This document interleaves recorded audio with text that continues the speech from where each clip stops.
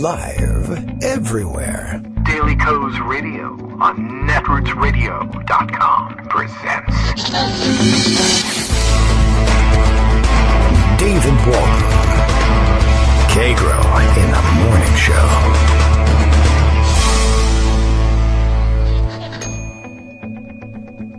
Now, here's David Waldman. Hey, good morning, everybody. How you doing? It is August 13th, 2019, and Daily Coast Radio is live now. I am reminded, because there's the only person in the world who could remind me of this, by Bill in Portland, Maine, that today is the 8th anniversary on the air for Kagro in the Morning. I guess this goes back to, well, what year are we in here? All right, so I guess we're talking about, I don't know, do we include, I guess, the original sort of test run on Sirius XM radio, where Armando and I did a series of, I don't know, what do we do, like 4 shows, one each week on Saturday on Sirius XM radio, just for fun, trying to sort of try this thing out, and I mean literally just for fun. Sirius XM, their offer to us was, well, come in every Saturday morning at like 7 a.m. to get ready for a 9 a.m. show, and then we'll put you on mute for a second, and then I'll let you back on the air. How about that? Well, no, to come in, I think they wanted us there like 2 hours before air, and they wanted to do a Saturday morning show once a week, and could we own the show, and could we pay you nothing? And we said, I think maybe that would not be such a great idea. We did a couple of shows there, though. It was fun. It was a great luxury to have other people pressing the buttons and telling us when breaks were and handling all of the professional sides of things. So we decided to go the unprofessional route, and here we are, 8 long years later. I guess it's probably been about, we very shortly thereafter, I think, started doing this Netroots Radio every damn day of the week thing, which was a great decision. And as I said, it's like having a career without all the hassles of paychecks and benefits and co-workers and having an infrastructure. We just do it all ourselves, and we thank. We'll tell you this: it couldn't be possible. It wouldn't be possible. It shouldn't be possible. It ought not to be possible without the help of everybody at Netroots Radio. They actually are the ones who make the place run. I turn on the microphone each day and say the things, but I could do that at home, and so could you. And as a matter of fact, I encourage you daily to do that. You should turn on the microphone. Here's what happens if you do so, though, without the help of the Netroots Radio backbone. You would record yourself, and that would be it. And then you would, but what you could do is you could email the recording of you telling your story or reading the interesting article you found or that you wrote into your microphone, whether that's in your smartphone or on your computer or whatever, and send the MP3 file to me, and I will say, what an interesting way for me to sneak away from the microphone during the morning and have a nap, depending on the length of the segment you send me, or grab a snack, or just rest, or listen to what you have to say, and enjoy myself and listen to the show as a listener rather than as the host. And it's great fun to be able to do that. Anyway, that's where we are, sitting around doing another show. Yes, as a matter of fact, I didn't keep track of the years on the air. So Bill did. This includes our Sirius period, not the IOUS, but Sirius Radio. So, yeah, I think we may even have recordings of those shows somewhere around here. So what do I have to show for it? Well, a large stack of DVDs with all of our archives on it. This will be worth something someday, I think, to somebody, and we're enjoying it. This is really the best thing I can say about it. And I don't think we could have made it through the Trump years, certainly, without this outlet. It hasn't changed anything, as far as I can tell, in terms of the way the government runs, if you can call it a government, but it's been helpful. And a lot of people, this is the best part of it, and I guess were the friends we made along the way. Right? Essentially, all I'm saying is it's been greatly rewarding to hear from people. I would say we're in the high sixes in terms of the number of people who've told us. It's like maybe 6. It could be 7. I may be underestimating it. But people who have told us, I literally couldn't have made it through the Trump years without listening to the show each morning. I tend to believe that they could have made it, that they're stronger than that, but it's nice to hear nonetheless. So thanks, everybody, for marking the time and making little tick marks on the jail cell wall until you get to whatever 8 times 365 is and letting us know. Thanks very much, Bill. We appreciate it. It was a little bit at a loss for what to do for the Tuesday morning post for the show. And I guess had I ever taken the time to mark down when our anniversary really was, then I would have this information at the ready. But thank you. I'm glad that you did that. And instead, though, I forgot what I was going to say. I had this killer idea, I thought. And then I guess I killed the idea in my head of what to do for the Tuesday post. So I improvised and I told everybody what I had, this crazy dream that I had on Sunday night into Monday morning. And it's absolutely true. The dream hasn't come true. We still have to wait for that. One day the dream will come true. But it was pretty bizarre, and it was pretty vivid too. And I was laughing. This is one of the rare moments in which you laugh your way out of the dreams, and it happens to me every once in a while. And this was a fun one. If you didn't get to read the morning post, or never do, or don't care, I can't blame you. There's not a lot of hard information in there, but the dream basically was that I was in not a fancy necessarily restaurant, but a nice little restaurant in San Francisco somewhere, and it had just struck me that I had been confronted with the most San Francisco moment ever, although it's entirely based on really conservative stereotypes about San Francisco, because I don't really know what qualifies as a true San Francisco kind of a thing, but it actually sounds like the sort of thing that a conservative would complain about happening in a San Francisco restaurant. For some reason, the dream was that I didn't even know what we were eating. I don't know what the meal was, but that I was hung up on the problem of choosing which of the choices of artisanal graham cracker I was going to select with my dinner. Whatever, I don't know, maybe it was dessert, I don't know. It wasn't that clear, but I had to make a choice. But, sort of thing like you have a choice of, bread with your meal or toast with your breakfast or something. Oh, well, what kind of bread do you have? Well, white, wheat, whole wheat, rye, and English muffins or something, right? Like they might say at a typical breakfast place. And this came with graham crackers, and they were artisanal, and the problem was I couldn't choose which one to get, and they both had like distinctly different ingredients, and some of them had allergen warnings, and it was like, do I want the buckwheat graham cracker with the quinoa, or do I want the one with the chia seeds? It was bizarre. And it struck me as maybe sort of kind of, I don't know whether it's necessarily San Francisco, certainly could happen in New York. Anyway, I just thought that was a weird dream, and it was as good as anything for sharing for the Morning Post, because really, what's the point? We don't know what's going to happen during the day, and Trump could go crazy at any moment, and the Russians are building nuclear-powered missiles and exploding them over the White Sea, and I don't even know where the White Sea is, so it's very frightening. Better to focus on these crazy dreams instead. Armando, too, was in the dark about this being the anniversary. We should mark this down. What I really need to do is have somebody please tell me later on to mark down that I wanted to mark this down so that I know this next year, and I can memorize these things. But okay, we're off on the blogiversary. It's not even a blog, right? The radioversary. What the hell is it? Podcastiversary. Should I stop trying to invent a new word for it? Probably. Plenty of things to catch up on. The fact that Armando is lingering in the background suggests that we may have something more to talk about, which is good news. I also have a extra raft of stories that Greg had sent along, some things we didn't get to yesterday, some things we touched on briefly that deserve more attention. The schedule for the week is beginning to shape up a little bit. As I said, I think Thursday might be a lost cause.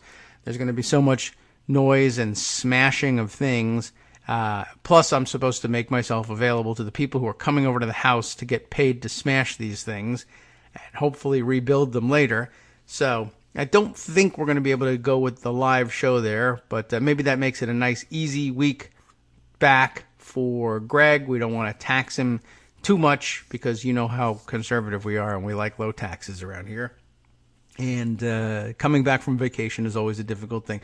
Friday, again, still a little bit up in the air. We'll see what we can do about producing some additional recorded shows so that we don't leave you waiting for too long.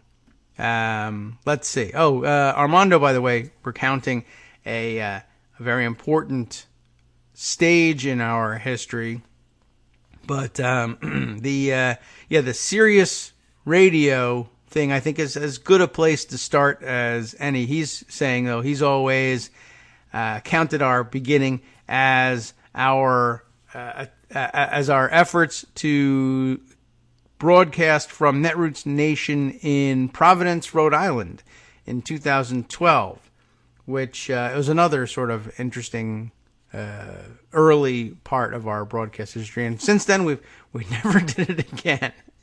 I don't think we ever did it, certainly not from the convention hall, though I think we may have attempted, I may have done some Netroots Nation broadcasting, but I just said I'm going to broadcast from a quiet spot and do a morning show before heading off to the panels for the day. It was it's always been done by the seat of our pants here at Kagro in the morning, and that's probably not necessarily the best way of doing things. Okay, so let's see. I had a bunch of stories that I wanted to share with you. Nothing particularly crazy, I don't think, happening this morning. Donald Trump is busying himself with television this morning and just sort of retweeting to all of us what he's watching. I think he may have seen on Fox News that Kurt Schilling is thinking of running for Congress from Arizona, which I'm not certain what his ties to Arizona are. Of course, he became famous pitching for the Boston Red Sox by bleeding into a sock, which was sort of, I thought, expected, really, for Red Sox. And, it made him famous. And then he bankrupted a large software company at some point, and that made him infamous. And he wasted an awful lot of, as I recall, a lot of Rhode Island's money on that. The state subsidized his effort, and then now I guess he's probably never been bankrupt in Arizona, so that's where he's headed to run for Congress. I don't know what the ties are, but it's very exciting to Donald Trump, so that's good. Well, you know what, Armando, we can certainly welcome you on to, since it is the anniversary show, you have a unique claim to some airtime. He says he's got some thoughts on the Statue of Liberty. Well, we all do. Even the Statue of Liberty has some thoughts on it. So we can give some time over to that. I saw that Ken Cuccinelli was in the news this morning. I guess maybe that's what you're thinking of. Saying that those words, those thoughts on the Statue of Liberty ought to be changed. And I guess the theme of the week for conservative loudmouths is that immigrants ought to be able to pay their own way in moving to this country. I guess this is all stemming from the announcement earlier in the week, which I guess would be yesterday, which we had hints at late last week, that Trump was going to be implementing something, who knows through what form, an executive order, I assume. He would be pushing this idea that the federal government under the Trump administration anyway would withhold green cards from people who are on any sort of public assistance here in the country. The idea being you don't deserve to be a full citizen in this country if you are drawing off the public dole, except if you were already born a U.S. citizen, and in which case everything's fine because we think that means you're white, even though it really doesn't. I don't really know what the logic of it is supposed to be.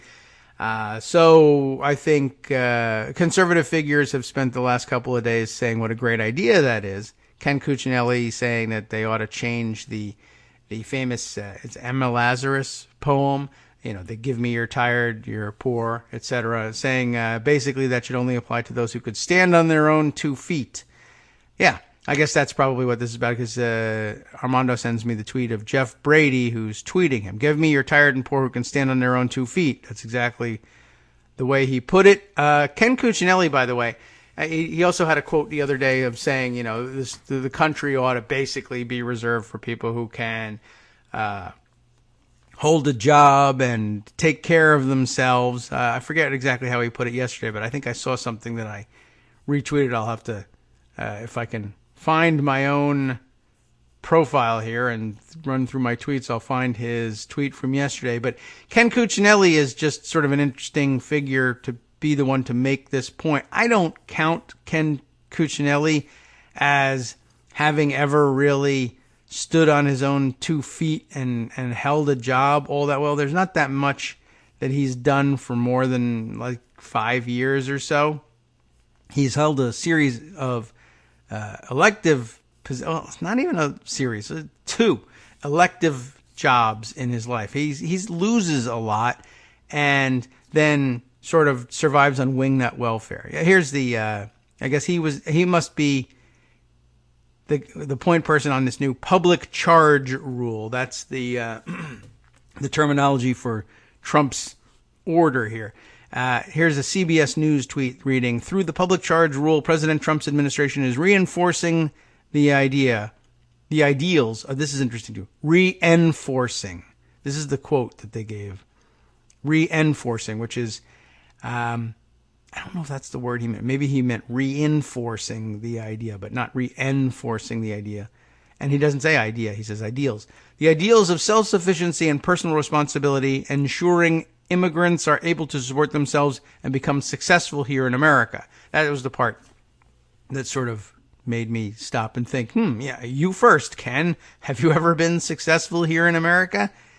He has been. It's overly critical to say that being Attorney General of the state of the Commonwealth of Virginia isn't a sign of success, but it isn't long-term success. 4 years, nothing in particular distinguished him.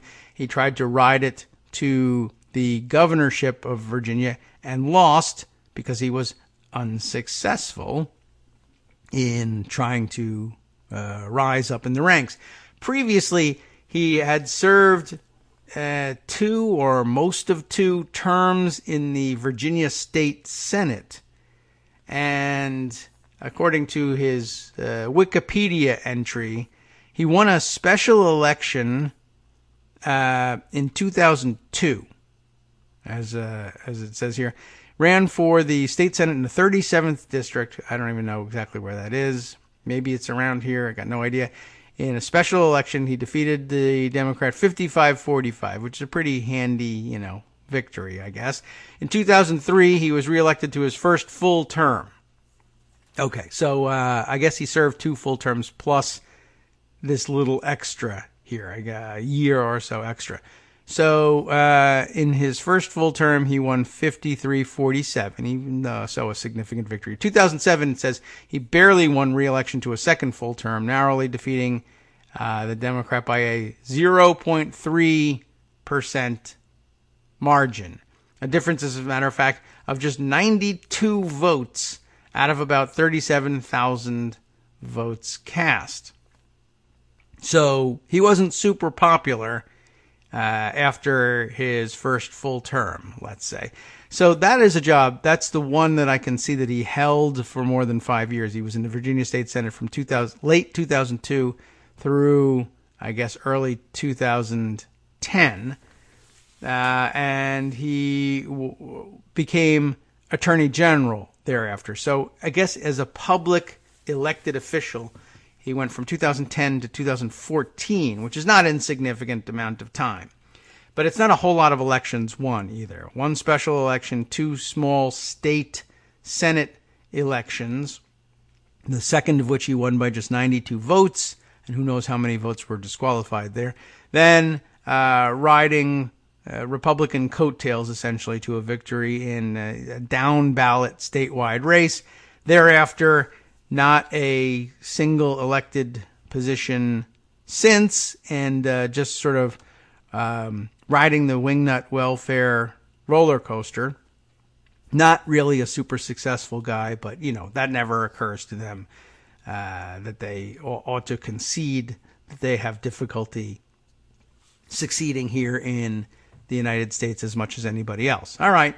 Well, anyway, apparently that will be the topic of discussion for Armando. He'll call in, he says, after the break. We'll do a little bit of roundup of the other things I have here for you to share. I have this one set aside from yesterday that might fit nicely into this space here. I saw, who was tweeting this thing yesterday? Do I have the actual tweet or just the article that went along with it? But people were taking note of the fact that Donald Trump has spent the last day or two promoting some of the more bizarre conspiracy theories out there, including the one about the Clintons arranging for the murder of Jeffrey Epstein, which makes so much sense. And the Washington Post's Aaron Blake, I think, has put together 23 bizarre conspiracy theories Trump has elevated. The tweet I read just was about how in love with conspiracy theory Donald Trump really is. Which, I think is evidence of his weak mind in general, but okay. So here's Aaron's list here.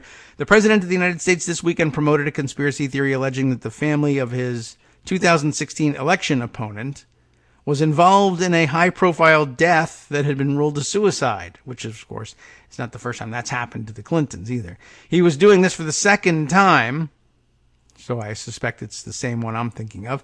President Trump's retweeting of Jeffrey Epstein conspiracy theory looks a whole lot like when he trafficked in a similar conspiracy theory about Clinton White House aide Vince Foster's suicide. There you have it. First, of course, though, the retweet of Terrence K. Williams' tweet about his supposition that it was the Clintons who killed Jeffrey Epstein. I don't know who that person is. I think he's actually a comedian, but I don't know anything about that. Anyway, this tweet includes the hashtag Clinton body count, of course, and that was a good bit of fun for them, I'm sure, over the weekend. This is one of the biggest conspiracy theories Trump has ever elevated, but it's hardly the only one. Below are 22 others. Trump didn't technically espouse each and every one, but he elevated all of them, no matter how specious and or ridiculous. So that's, I guess, all it takes for him to do is retweet these things. And as president, that will work. First on the list, the Clintons might be involved in Epstein's death. Trump didn't subscribe to it, but the thrust of the tweet was readily apparent. I think the president just wants everything to be investigated, Kellyanne Conway explained this weekend. That's not what he said, though, and neither is it what he actually meant. Kellyanne Conway, of course, is paid to go out there and lie and cover for him. By the way, conspiracy theory circulating about her that she was missing from the air for a few weeks and now returns looking very much as though she has had some extensive plastic surgery done. Congratulations to her, I guess. She probably feels like that's a great accomplishment. I believe they may have accidentally moved her eyes too far apart, but that's not my job. I'm not a surgeon. And if she's happy with the results, there's not too much we can say about that. We're just glad she's back. I guess she was bleeding badly from her facelift for the last couple of weeks and didn't make as many appearances on television. But you know how it is with facelifts and the Donald Trump crowd. He probably wouldn't let her do it. The Clintons, number 2 here, says might have been involved in Vince Foster's death. That goes way back. But Trump brought up this decades-old conspiracy theory during the 2016 campaign, because he lives mostly in the past, calling it a very serious thing, and the circumstances of Foster's death very fishy. He had intimate knowledge of what was going on, Trump said of Foster. He knew everything that was going on, and then all of a sudden he committed suicide. Nothing was going on, of course, but the parallels to Epstein today are readily apparent. Trump's quote, closely mirrors the one from Williams's tweet, but there's still no evidence of foul play. He's debunking all the conspiracy theories. Very helpful. Number 3, Barack Obama wasn't born in the United States. I don't really have to give you the details of some of these, right? He's a birther. Number 4, Ted Cruz's father may have been involved in the Kennedy assassination. That was kind of a fun one. Number 5, Joe Scarborough involved in his intern's death. That one could be true, or, oh my God. Might be right about that one. I don't know. It's just a theory. Number 6 here, the late Supreme Court Justice Antonin Scalia may have been murdered. That also is true. Donald Trump did it, as far as I know. Number 7, the deep state is trying to undermine or oust him. That's not, I don't know. I guess that's a conspiracy theory, right? It's never been coherent. No one has ever set it down in writing anywhere, but it's certainly a dumb one, and he believes it. Number 8, vaccines cause autism. We know about his being an anti-vaxxer, which he's backed away from to some extent, but he claims to have backed away from birtherism too. So I don't know how much of that we want to buy. All right, our break is coming up. Let's get through as many of the 23 as we possibly can here. Number 9, the death toll from Hurricane Maria was inflated. 3,000 people did not die in the 2 hurricanes that hit Puerto Rico, Trump tweeted. Of course, he should have been impeached for that, I think, all by itself. Number 10, Muslims are attempting to install Sharia law in the United States. That's an oldie, but a very, very baddie, of course. I don't even think of that as necessarily qualifying. Why isn't there? Whoa, there's my music. That's too loud. Technical malfunction here. I think we can get things back on track. That's going to cost us a couple of conspiracy theories before we close things out here, though. Let's see. Number 10 was the Sharia law thing. Maybe we'll stop at 10 because that's a nice round number, and we'll come back and bring you the other 13 conspiracy theories just to remind you of what they may be before welcoming Armando on for our anniversary show after this. Hi, everybody. It's me, David. Let's change things up from the old fundraising pitch for just a minute and talk instead about how you can be a part of our show. If you've got a smartphone or any other electronic recording device, why not sit down and record a segment for us? Read us an important article and give us your take. Or read one of your own original essays, or even just give us your commentary on something you'd like to share that's important to you. Then send the file to me at kagrox@gmail.com, and I'll try and work it into the show. Short segments, a few minutes in length, are easiest to fit in. And of course, I can't always guarantee that I'll be able to play everything, but if you've ever shouted at your radio or TV about something you wish was being covered, here's your chance to change that. Make the show your own. Send your submissions to me at kagrox@gmail.com.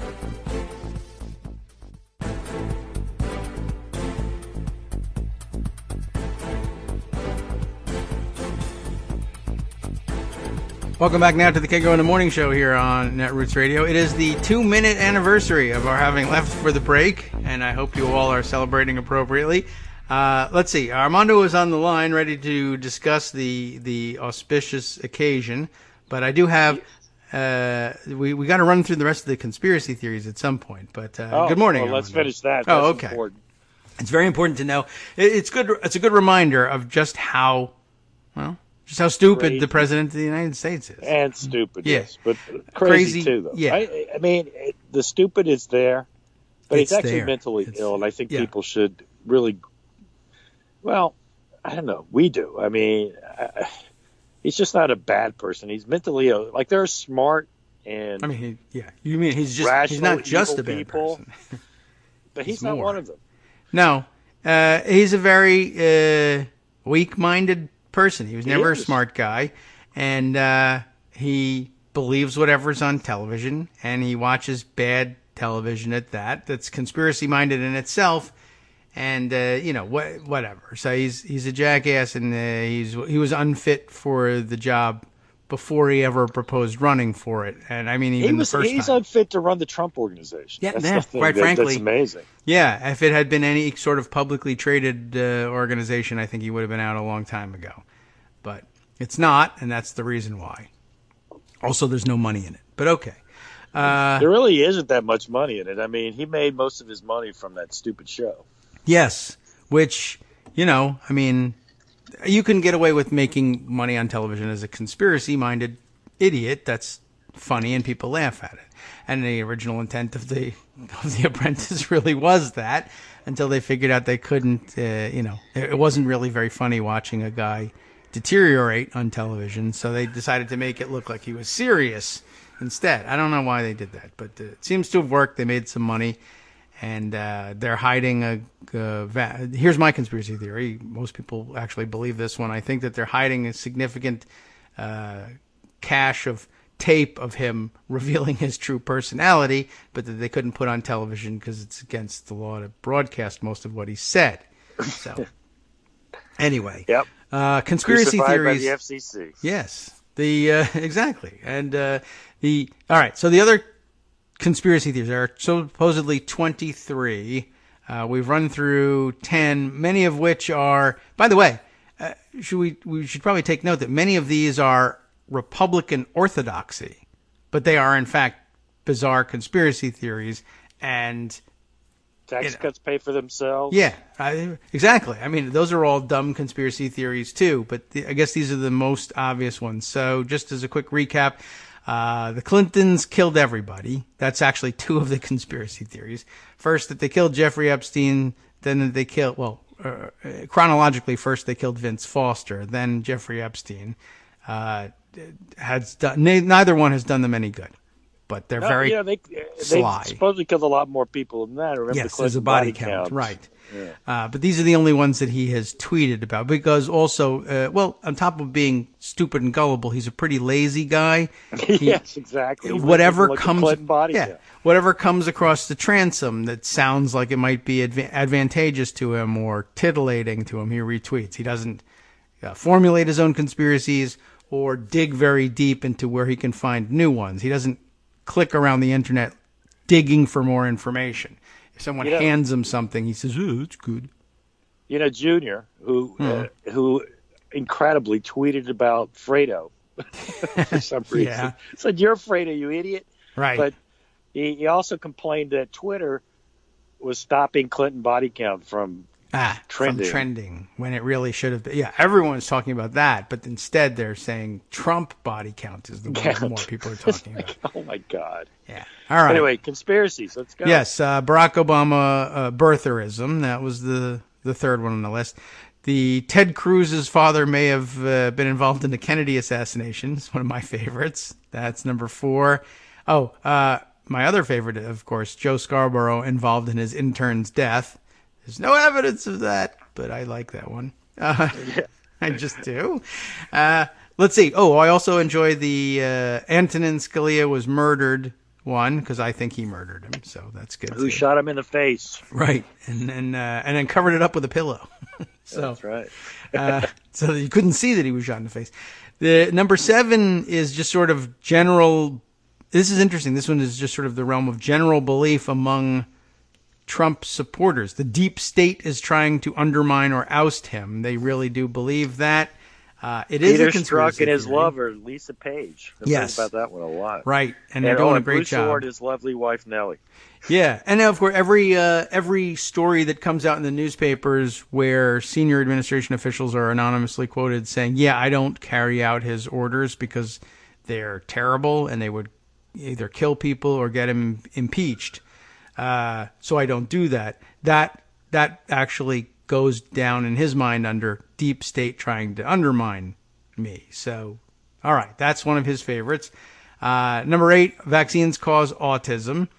Number 9, the death toll from the hurricanes in Puerto Rico was inflated. $90 billion to Puerto Rico. Mm-hmm. Right, also a part of it. Number 10, Muslim. We left off with Muslims are attempting to install Sharia law in the United States.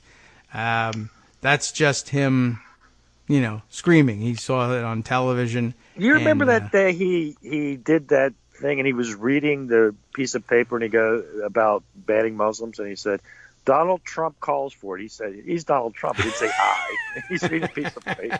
Donald Trump calls for it. Right. Turn page. Right. That's weird. This thing said he's so stupid. All right. Number 11, thousands of Muslims celebrated in the streets on 9/11. I saw it yes, from my building. It did happen. I saw it It was on television. I saw it. And that's the most honest thing he said all of his career. I was on television and I saw it. That's the only part I believe is that something was on television and he saw it. If it was on TV, he's seen it. Number 12, Cruz wasn't eligible to be president because he was born in Canada. That is one of his favorites as well. And he was born in Canada, but that didn't make him ineligible. Right. He doesn't understand those things. Very difficult thing to grasp for him. He was a natural-born U.S. citizen. Yes. Because when he was born, he was a U.S. citizen. Right. Born to citizens, and that's it. The number 13, Marco Rubio wasn't eligible either. All right, but I guess because born in... Was he born here? Yeah, he was born in the United States. His parents came... Okay, so... His parents came... Well, there's a corollary about lying little weasel Marco Rubio, who lied his whole life. That his parents fled Fidel Castro when, in fact, they came in 1956. Oh, yes. So, I mean, I don't know whether it's that he doesn't believe he was born in the United States or that he doesn't know that being born in the United States is enough to do it, but he's retweeting somebody else's crazy thing from February 2016, like almost president at that point, and still doing these things. Number 14, 3 to 5 million illegal votes in the 2000 election were cast, but none of them were for Trump, of course. You've heard him say that occasionally all 3 to 5 million are said to have been cast in California, not just nationwide. None of them, of course, were cast anywhere. And, well, just to defend Trump a little bit, that's Chris Kobach's original conspiracy theory. He's as far away. Okay. So, as we said, he's not terribly creative in any of these. I don't think he makes any of them up. He steals everybody else's conspiracy theories. Number 15, Obama wiretapped Trump Tower. That's a fun one, and we've heard that one before. Trump floated this idea before it was shown that the FBI had wiretapped Carter Page, a former Trump campaign advisor, which, by the way, when convenient, he says, no, Carter Page wasn't a part of the campaign, so I guess if he wasn't, then the campaign wasn't wiretapped, so thanks, we're done. But they also wiretapped Paul Manafort, but of course that was warranted. Literally, there was a literal warrant, and he's in jail right now for all of the things that they taped him about. But okay, neither Obama was involved in ordering anything, nor were they in Trump Tower, but okay.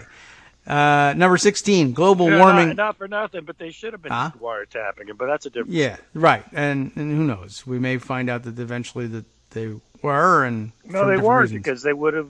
No, I mean, not during the campaign, but earlier when he was just a New York City mobster-connected construction guy.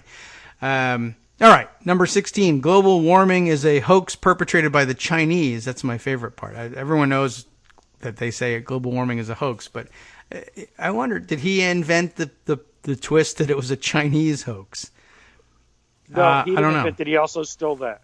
Oh, rats. All right. Well, I thought I could credit him for something, but nope. Apparently that was a conspiracy theory. He stole that little twist, too. All right. Number 17, a man who charged the stage at his rally had Islamic State ties. Okay. There was what I didn't know. The video Trump tweeted here was dubious. The tweet says, U.S. Secret Service, USSS, did an excellent job stopping the maniac running to the stage. He has ties to ISIS. Should be in jail. And then there's a video. Running to the stage. Yes. So the video Trump tweeted here was dubious at best, it says, and no U.S. government agency has tied the man to the Islamic State terrorist group. When pressed by Chuck Todd, that'll clear it up, Trump tempered his allegation but didn't disown it.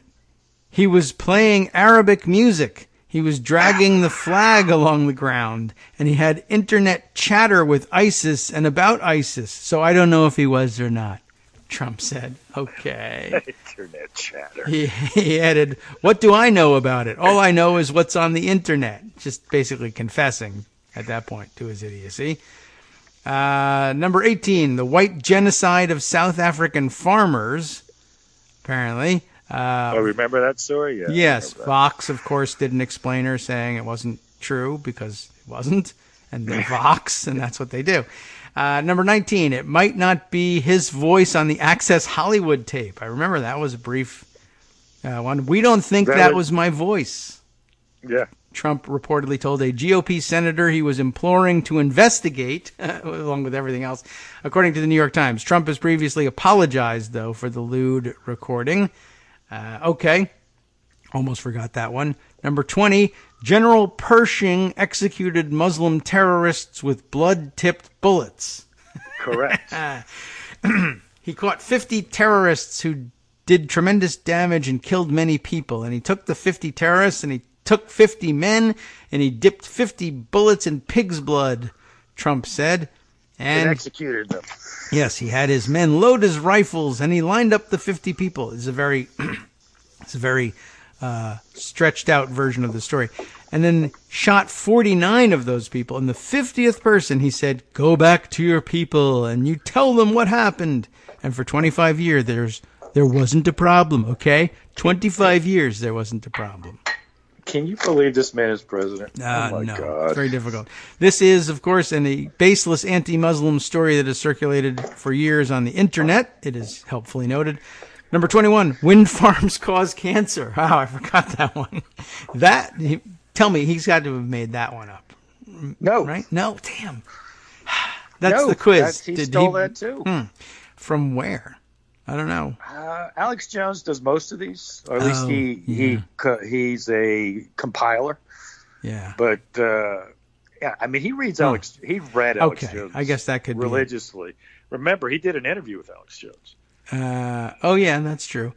So he said he was one of the best journalists out there. Oh well, that's a bad conspiracy theory too. All right, so a very brief description here says just his quote. If you have a windmill anywhere near your house, congratulations, your house just went down 75% in value, he said.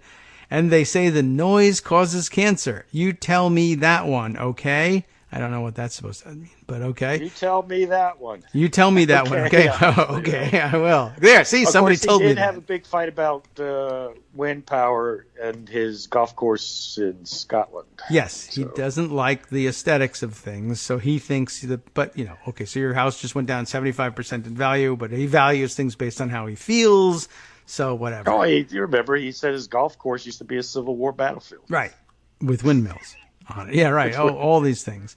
Number 22, the danger of asbestos is a con pushed by the mafia. That's a good one. One of the great cons is asbestos. Yeah.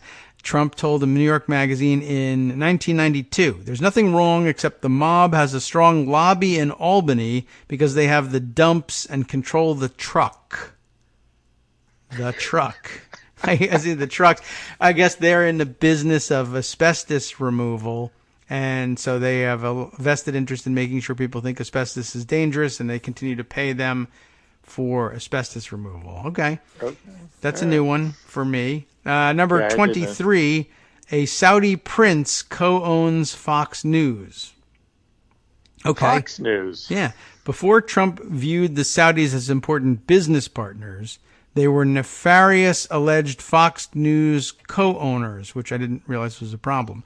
But the photo he tweeted was a fake, and the prince, billionaire Prince Al-Walid bin Talal, was not a Fox News co-owner. He instead owned a small share of 21st Century Fox through his investment company. All right, and I think he ended up in the Ritz-Carlton prison as well. Yeah, that guy. He was a big U.S. investor. Yeah, I think he may have traded ownership of the yacht with Trump at some point as well. No, that was Khashoggi. Yeah, Adnan Khashoggi definitely did that, but Post. Yeah, he definitely did that. Trump buys Khashoggi's yacht. It was front page news. Yeah, and he may have sold it at the end to to Alawid? Yeah, maybe, or at least I don't know. Alawid bought something, a condo. Let me see if it was the yacht or not. I think maybe that's it. Yeah, it's it was built for Adnan Khashoggi, and then I guess it got sold to Trump, and he named her the Trump Princess. And then in 1991, he sold him to Al-Walid, for $20 million. So he lost $30 million on the deal. Maybe, yeah. I don't see what the he said original he paid buying price $50 was. million for it, which he probably didn't. But he did say he paid 50. So if he sold it for 20, he lost 30. Well, we've got to make great deals, as you know. So sometimes Trump making Airlines, great deals Trump. means losing all your money. Trump stakes. Yep.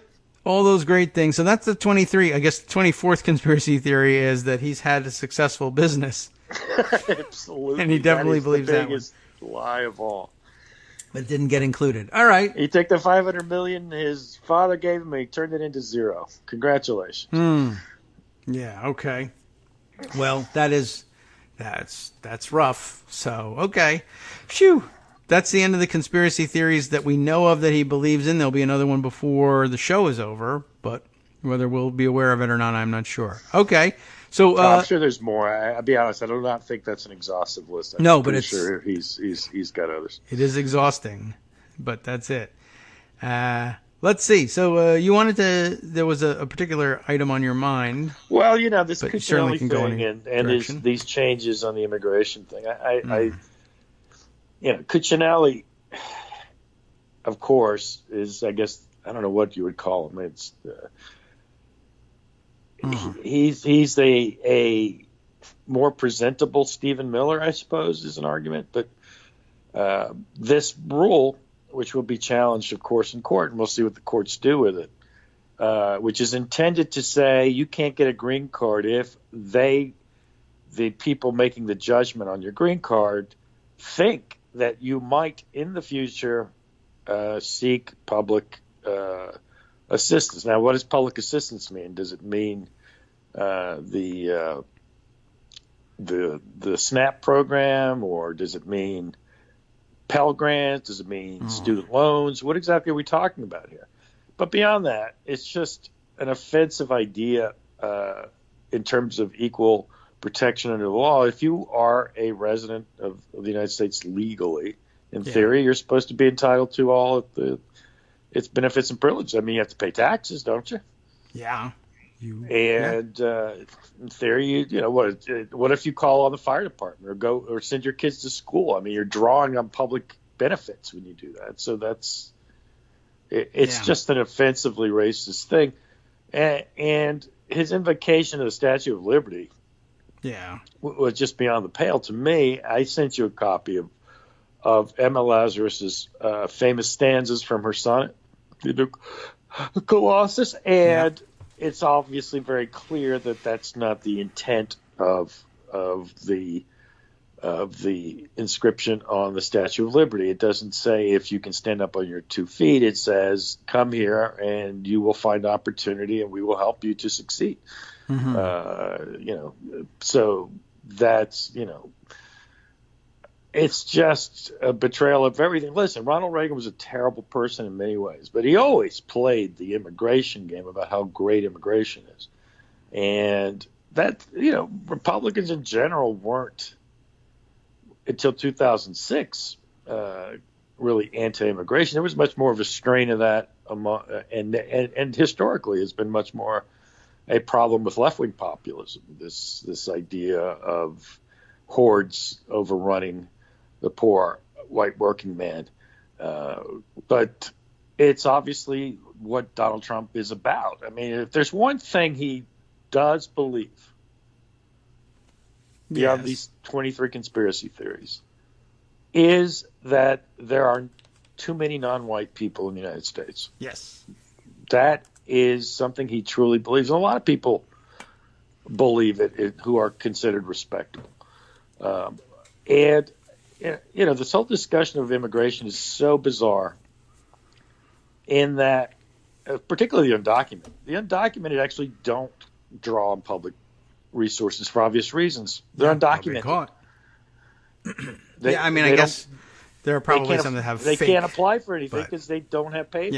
Yeah, they do everything they can to avoid any possibility of detection, and they even in cases where they might be entitled to some assistance, they're afraid to take it because they're doing their best to hide their presence.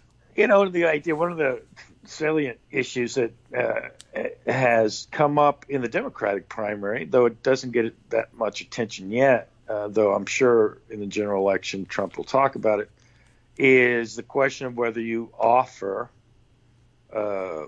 health insurance rights. And what is a health insurance right? It's a right to buy health insurance through the government exchanges. And if you're talking about single payer, of course, that would be the same thing, because single payer isn't going to be free. It's basically you're buying Medicare as your health insurance is the plan, as I understand it. So you wouldn't be giving them anything anyway except access to health insurance. And why is that a good thing for the country? Well, because otherwise, when they get hurt, they go to the hospital. It's an emergency room. Yeah. Lots of times they can't pay, and we do have. Ronald Reagan did this. Every emergency room must accept anybody who is in need of help. There's actually no payment mechanism in that law. Yeah. But it is a requirement that every hospital do this. Now, it's socialism, man. Well, look, it is socialism in the sense that you've basically said the government's going to run this industry. Everybody has to get help. That's just the way it is. Well, there are things. So, I mean, police departments are socialism. You talk about this all the time. And when we talk, well, not so much anymore, but back in the day, we used to talk about when we were talking about John Galt and all that stupid nonsense. Yeah, fire departments that were doing things and police departments. Traffic lights. You talk to these libertarians and, the pure libertarianism, which, of course, once you become impure, then you're just talking about what the government should and shouldn't do, which is, of course, what we always discuss. That's the end of the day. That's what the policy debates are about. What should the government be involved in, and how should it do it? And to call yourself libertarian is to say, well, I think government should be in as little as possible, I suppose. But obviously there are things that have to be done.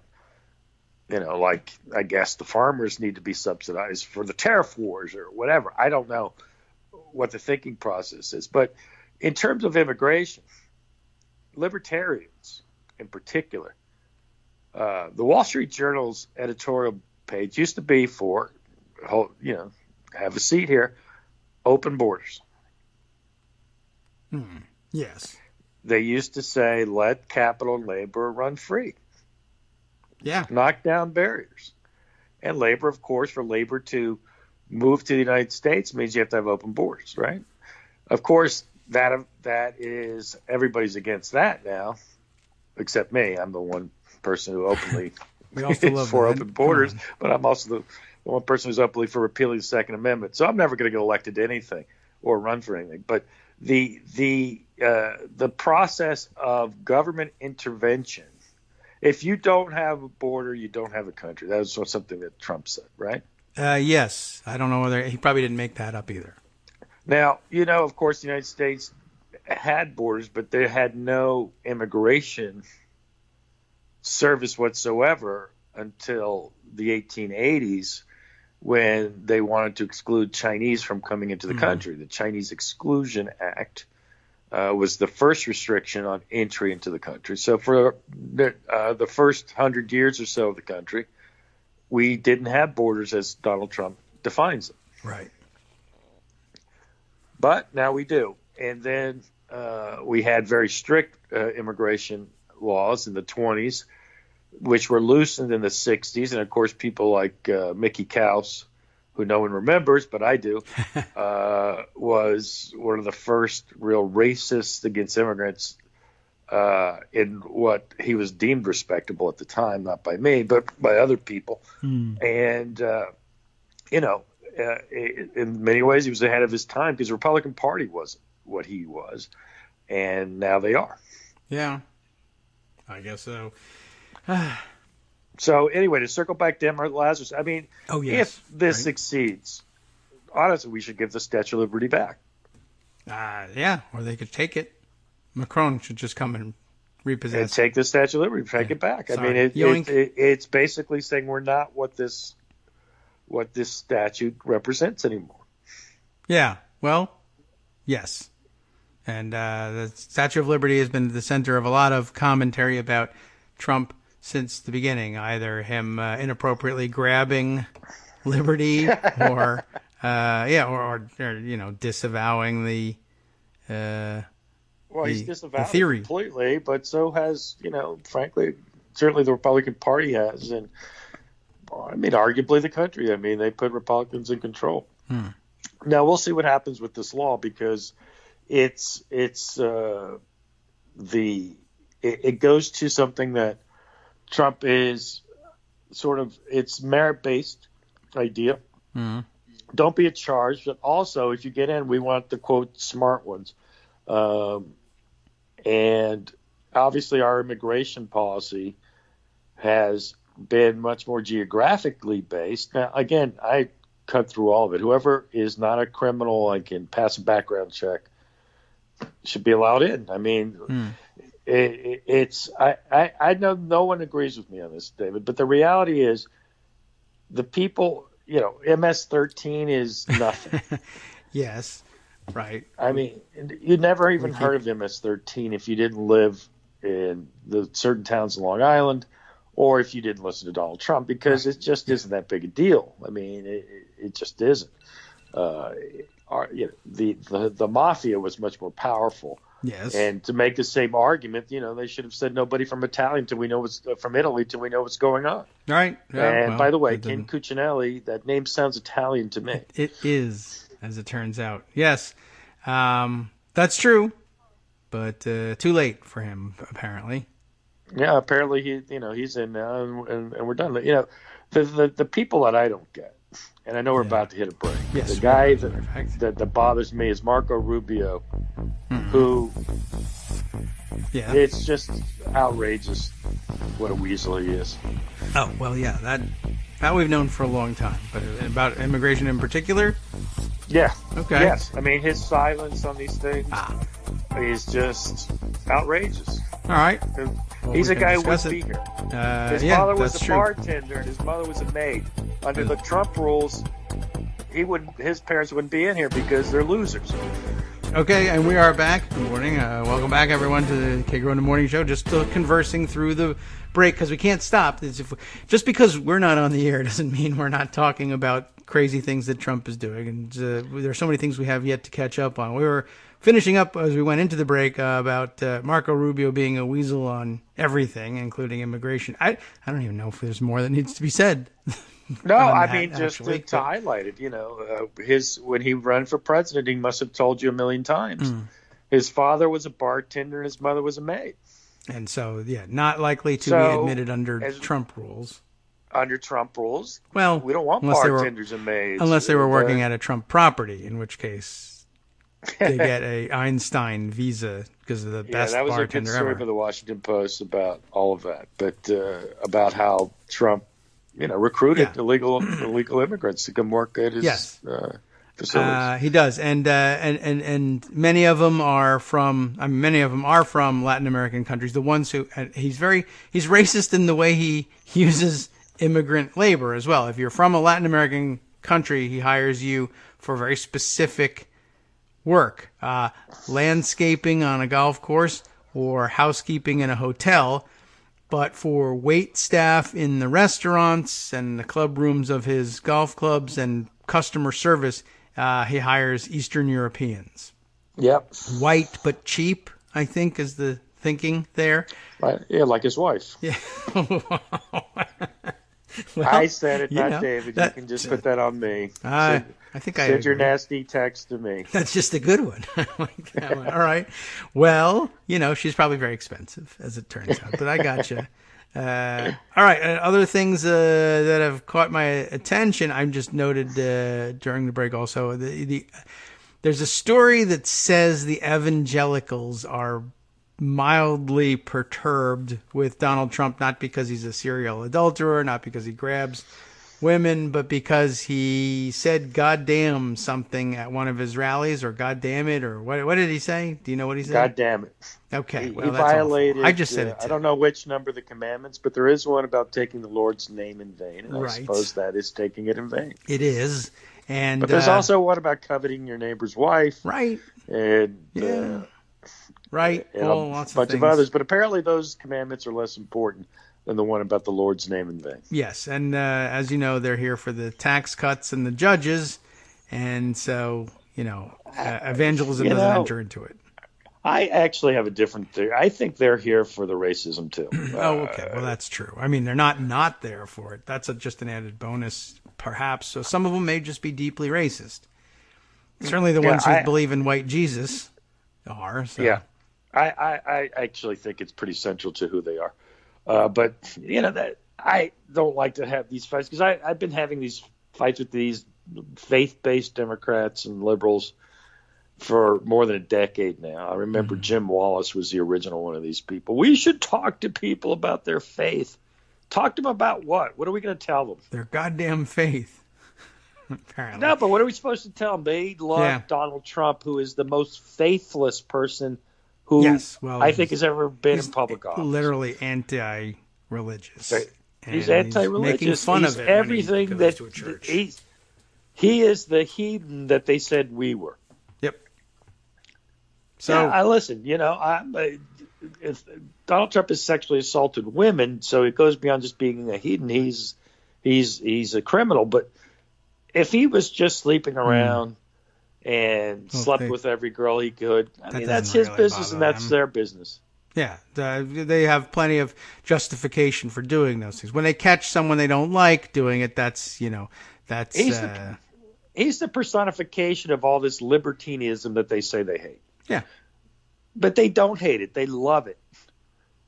They love it. He has the highest ratings with evangelicals of any Republican or Democrat, of course, in recent memory, higher than Ronald Reagan, who, of course, was a divorcee, but that's a different story. At least after he got divorced, Reagan presented this, classy, God-fearing man, whatever. But Trump has never been that. He never portrayed that. I mean, look, that's garbage. Obviously, it's open and shut. 2 Corinthians. I mean, for him to have said that, that's a person who has never heard the book's name spoken aloud. Of course not. And how could you? I'm not an evangelical Christian, but I know it's not 2 Corinthians. 2 Corinthians walk into a bar, 2 Corinthians. So between that, just another one of those examples, like I said about Al Qaeda, which has nothing to do with evangelicals. It's just an amazing revelation, not in the biblical sense, although maybe eventually too, but that he spells Al Qaeda without a Q in it is evidence that he's never read anything about Al Qaeda. He's not capable of being president. You can't not have read a briefing mentioning the name Al Qaeda and not know how to spell it. You can't. Well, we've had arguments about how to spell it, but it's always had a Q. Yes, right. I mean, that's one of the things. You can't always be sure that there's one unified spelling, but there's a Q in everything, and you don't miss that. And so, he means he's done no reading either of his security briefings or any religious text whatsoever, and it's foolish for him. I think he knows and will sometimes sort of wryly smile about it and admit that he doesn't read, anything about, certainly nothing about the Bible. And that's fine. I don't even blame Trump on this evangelical. He is who he is. The question I go back is his supporters, and in this case, the evangelicals. And they're supposed to be upset because he says "God damn." No, they're not. They don't care. Yeah, I guess that's the thing. It was a little jarring. Did they feel like they had to say, well, hey, don't say that anymore? Whatever. I mean... That's not even the worst thing he said at his rallies, so... But it goes to how you interpret supporters, and I'm going to go back to my old bugaboo about economic anxiety and this guy that Greg Dworkin liked so much, Chris Arnade. And it's all nonsense. They know who he is. They know he's a racist. They support him because he's a racist. Okay, the rich, Stephen Ross, let's take him for an example. And Stephen Ross probably doesn't like the racism. But he represents 10% of Trump's support in terms of that attitude. He doesn't like the racism. He's there just for the tax cuts and whatnot. But I think that by and large, racism is what Trump sells, and that's why he has their support, their fervent support, including the evangelicals. And I've always found these arguments, well, the opioid crisis. Well, you know what? The opioid crisis is a crisis, and it happens in those communities. But that's not why they support Trump, because there's an opioid crisis. What is it? What does Trump got to do with the opioid crisis? They supported him because they said, well, he's going to be good on the opioid crisis. Who thinks that? Nobody thought that. I guess he just it speaks to their despair. No, it doesn't. It speaks to them being drug addicts. Drug addiction is not an economic anxiety thing. It doesn't happen because you're economically anxious. It happens because it's very addictive, and people do it and they get addicted. I assume that there's some viable theory about their being depressed over their economic conditions and seeking solace in self-medication. But I don't buy that. You can buy booze too, I guess. But I just don't believe that. I mean, there's been no good evidence of that, and people just grabbed it. And this guy went to McDonald's, and I hated that whole line because it was nonsense.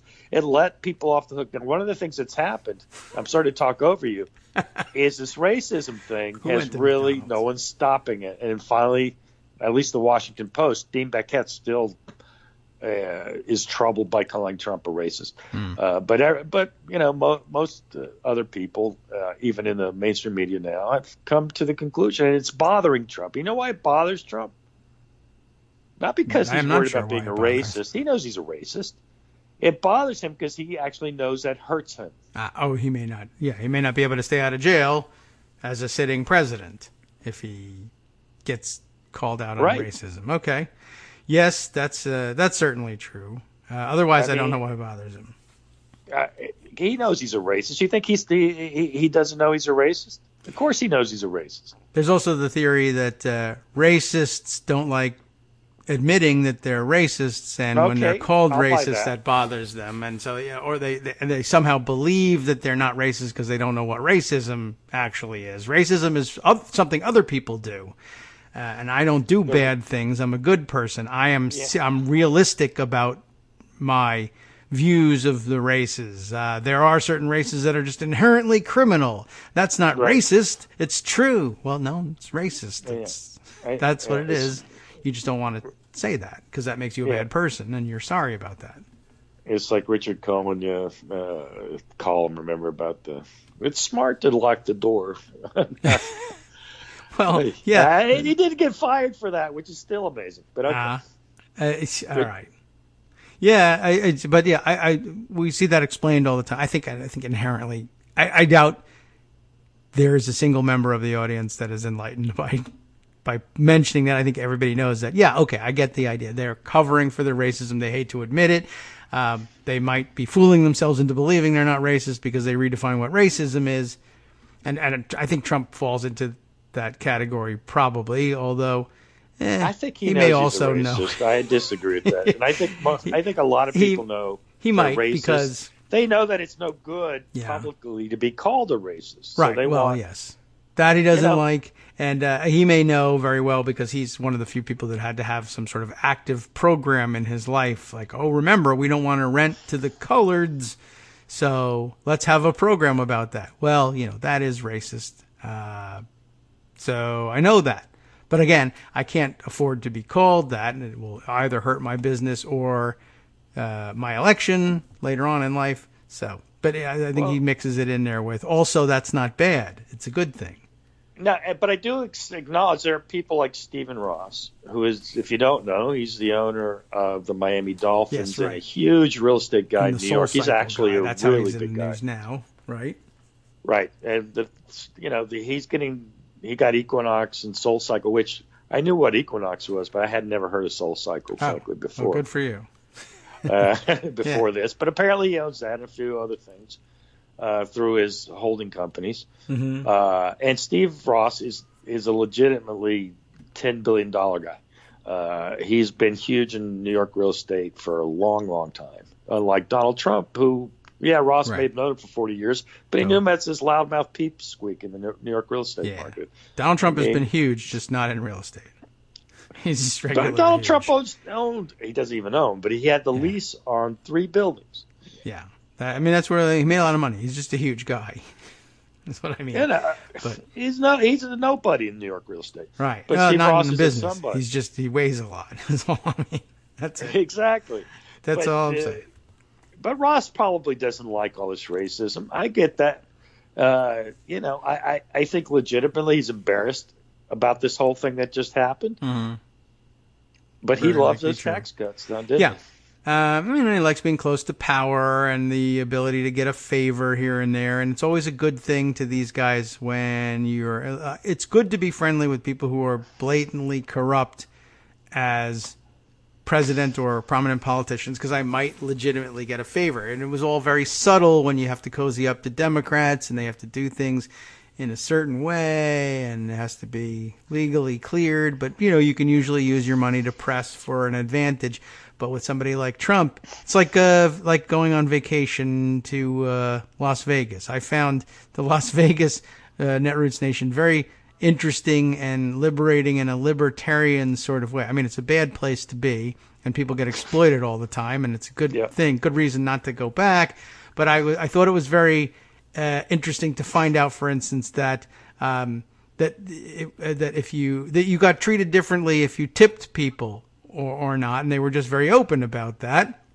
And if you tip, you should be tipping housekeeping anyway, but they were much more likely to they actually, I found in my hotel you got like better soaps and shampoos when you started tipping. And I thought, oh, that's kind of interesting. That's a good encouragement to tip people who deserve to be tipped. Sure, why not? There should be a premium in it for you too.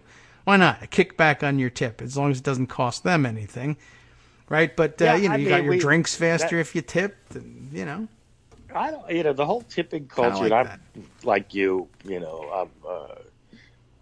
This is the system we have, so we need to tip generously, just because, not just for our better service, but frankly, the way the structure is they're not getting paid. This is the main source of their income, is what they get on tips. Right. So I mean, I'm ready more for, listen, let's pay them pay them the 50. I'm actually for this. I'm paying them $15 an hour. Yeah.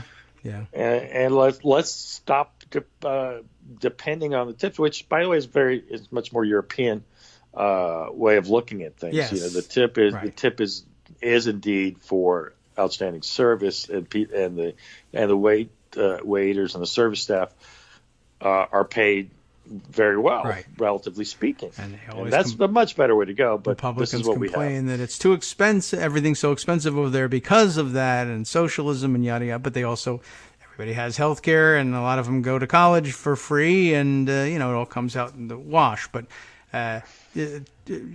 Republicans here, of course, and their prosperity gospel, they want to die on a pile of money, and still force people to work for them. So just the one last point, and I'll hand you back your show on this anniversary day for the last 30 minutes. But the most amazing thing is the complete silence on the budget deficit, which, again, I'm not sure it's a big deal, because I think, Washington, official establishment of Washington, used to care about the budget deficit like it was the most important thing in the entire world.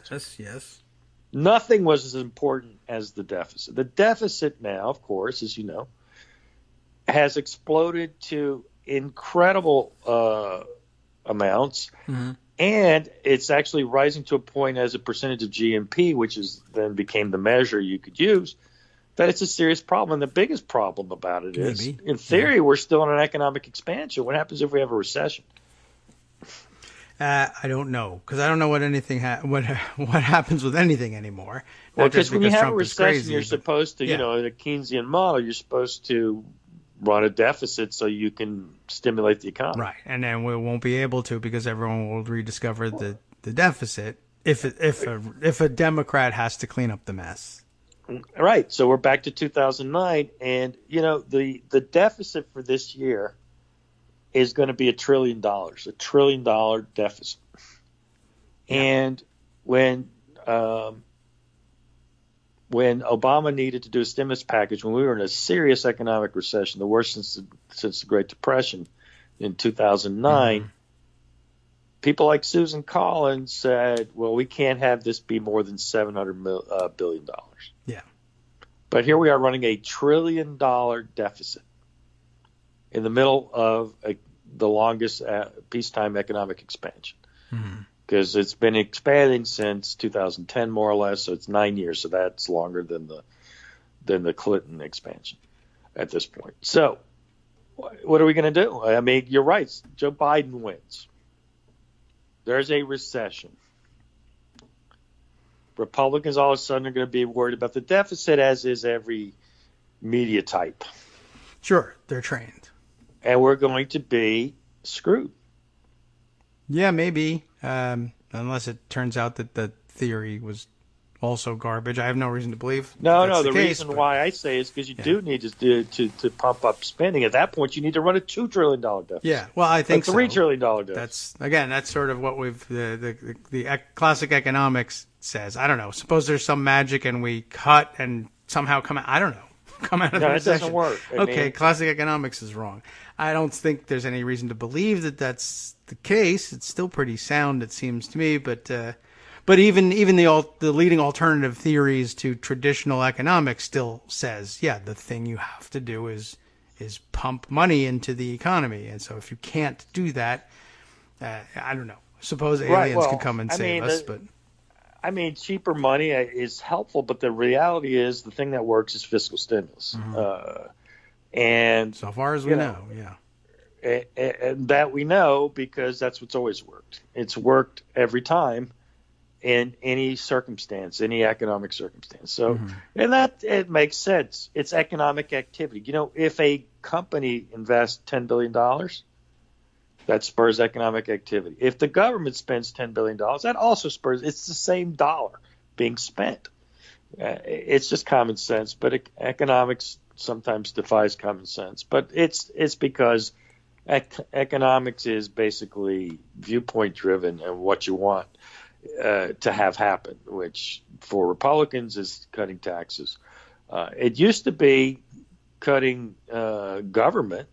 But, you know, Trump's not doing that, nor do they have any interest anymore. But we're not paying for vetting. That's the great savings. Yeah, no, not paying for vetting is a symptom of the incompetence of Trump. It's also not happening. But look at the people who are his key advisors. I mean, these are, even as crazy Republicans, these are mediocrities. Mick Mulvaney. I mean, he's not. Right. I mean, come on. He was a third string Freedom Caucus guy. Yeah. Well, Kellyanne Conway, come on. She was a fourth string Republican crazy. Yeah, they're not all stars. That's for sure. Then you got the former cokehead as his main economic advisor, who was wrong about everything. Who's the Secretary of State? Mike Pompeo. Yes, Mike Pompeo was a freaking wacko before. Yes. All of a sudden, he's the serious guy in the administration. You put people in positions the press is trained to treat them as serious. Yeah. Exactly, but the reality is, from A to Z. I mean, Bill Barr had a name that was supposedly respectable, but now we see he's just another Fox News crank type. There's nobody that's serious in this whole thing, and it actually shows to some degree that the whole thing hasn't fallen apart for two reasons. Trump doesn't actually do anything except watch TV and tweet and go to the bathroom. So he doesn't have any actual agenda to get anything done. And the people that do are a bunch of crazy incompetents like Stephen Miller. The one thing that they've tried to do the most on is immigration. And there have been concerted efforts on that. Oh, and the tax cuts, because that actually the Republicans in Congress wanted that. Yes. So McConnell, who, for better or worse, is competent at being the jerk he is, got it done. And that's the one thing that you can say, hey, look, the one thing they did was tax cuts, because they always know how to do tax cuts. Yeah, well, right, just take the old bill and change the date. Right. But nothing else. It's funny. Did you see that? Well, it's funny. They asked, what are the big accomplishments of the Senate this year? What's the big bills that you passed? They've only voted on 10 things, apparently, including cloture votes this year. And what's his name? The Grassley says, criminal justice reform, that stupid little bill that Van Jones, meaningless nonsense. Okay. And they told him, no, that was last year, 2018. And he said, close enough. That's a good answer, actually, for him. Close enough. I guess. All right. Yeah, I guess everything's close enough. Well, you know, what have they done? They did the budget. And I don't even know how that translates. I guess it has to translate into appropriation bills. That I defer to you and Joan, who know the process. But, you know, there's this big increase in spending. Yeah. And no one's worried about paying decrease for it, in revenues. Right. Right. So the results of the tax cut are in after having once again being promised that they would pay for themselves. This is the 19th time they said they would pay for themselves, and we're amazed that the 19th time it didn't work. And now we're back at the deficit. They've never paid for themselves. No. You can make a lot of arguments for why we should do tax cuts, but saying they pay for themselves, that stupid napkin that Arthur Laffer came up with, is paid for that napkin either. But you know, I mean, it's on this napkin from this crank, because Arthur Laffer's a crank too. Yeah, there was I'm sure a surface appeal to the idea without having been tested that at a certain level, the idea being you cut taxes and then people use the additional pocket money essentially to invest in business and stimulating the economy, that the people who had tax relief come to them would do the job that the government ordinarily does of injecting money into the economy, except it forgot one of the basic real rules of behavioral economics, which is that people like to keep money. No, exactly. And in fact, that's the whole point. I mean, no one is going to take their money so they can just give it back to you in taxes. I mean, they go to make money. And of course, but you've lowered the marginal rate. So of course, just by definition, you want to collect less taxes. Yeah. That's your plan. Right. So, and that's fine. That may be a legitimately good plan. But because everyone talked about deficits, they had to lie about the end result of this. Of course, suppose it was not one-to-one revenue, and in fact, dynamic scoring, whatever, and you recoup 50% of the tax cut through economic activity, which you don't. But suppose you did, you're still 50% short. Yeah. And it also forgets that most of the product of economic activity goes back to the same people who were just given the big tax cut, so they're going to pay less of it in taxes anyway, and that's assuming that they're going to pay anything in taxes, because the next I think prediction that behavioral economics would tell you is at some point they're just going to try and park the profits from this money offshore so that there's zero taxation on it. Yeah, that's what Apple does, obviously. Why pay 20% when you could pay zero? It's a great relief from 50 or 90%, but zero is an even better relief from it. Right. And, I mean, you can never drive it down. If you lower it to a 10% effective rate, they're still going to chase the 0%. Right. And, when the money gets repatriated, as eventually it will, because what's the point of parking money on a pile offshore? You can't enjoy it there. Well, now if you're a billionaire, you can, because you can just get on a plane and go to your mansion overseas. And of course, then they just made it easier and easier to repatriate the money without getting caught. So, no, and it's even easier than that. I've got $10 billion in this bank in China. Will you, Citibank here in New York, loan me $10 billion against that $10 billion? The answer is yes, I will. Right. So then you enjoy the $10 billion here, and it's fine. And I don't know why classic economics doesn't predict that, but it should be able to. It's rational behavior. So a little common sense goes a long way. Oh, well, much for that. Anyway, that's my conspiracy theory. You believe that one. And again, I wanted to thank Bill for reminding us that we did our shows 8 years ago. Our first, I guess, it's the first time we called it Kagro in the morning. I guess I believe, though. Who knows what we called it? We did start in the morning, but we ran into the afternoon back then. Yes. I don't know if you recall. But and it was fun. I remember what was his name? Our producer. It was great to have a his producer. name was David too. Yeah, it was terrific, and it was glad. I wish we could have continued with that, but of course, yes, the deal that SiriusXM was offering us was, once a week. That wasn't enough, and can you do it for free and we'll sell ads and keep the money? No, exactly. We cannot do that. We were smart enough to say no to that deal. Yes, somebody else got roped in instead. All right. Well, thanks, Armando.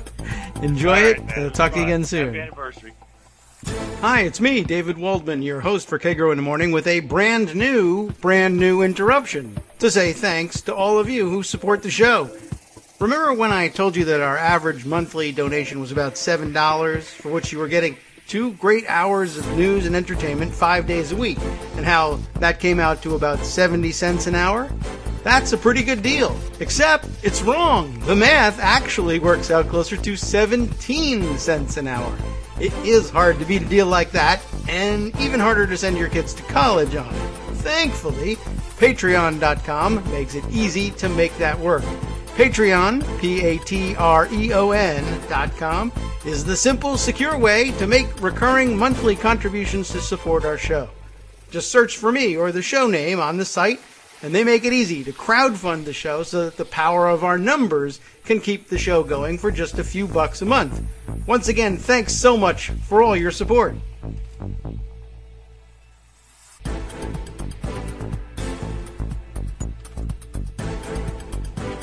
Welcome back now to the Kagro in the Morning Show here on Edwards Radio, and plenty more to catch up on. It's always good to have the free rambling sort of session to occupy the middle of the show. Sometimes it's not clear we can make it to the end of the show with, even though we know there's a big backlog of stories, and then of course we spend the last half hour rushing to catch up on some of those. There are plenty, of course. First of all, catching up on a few comments. I noticed that Karen was telling us, she made the comment, and this was some time ago here, I'm not convinced the Dems will change these draconian rules back if we regain power. And I think what she means, enough time has passed that I became confused about these things, but she might be saying, I'm not certain we change back these immigration-related public benefits rules back if Democrats were to regain power. And that may very well be true. It's very rarely the case that we turn back the clock on those things, except with respect sometimes to Senate rules that hamper our operations, as has been the case with Pat Leahy and the way he runs the Judiciary Committee. But yeah, generally speaking, that's a good point. It may be that they would be worried about that, and certainly if we were to take back power, take back, say, the majority in the Senate, hold on to or expand majority in the House, win back the White House, etc. There would certainly be those that would say, well, let me just say the reason we won all these majorities back is because we won in these districts where Trump previously had won, and they were fed up with his racism, to be sure, or his, whatever else, his craziness. They might blame it on any number of things, and then say, but there's a lot of people who agree with him on immigration, and we don't want to, right out of the box, be seen as the party that rolls back controls on immigration. It's still a very sensitive topic. You're absolutely right.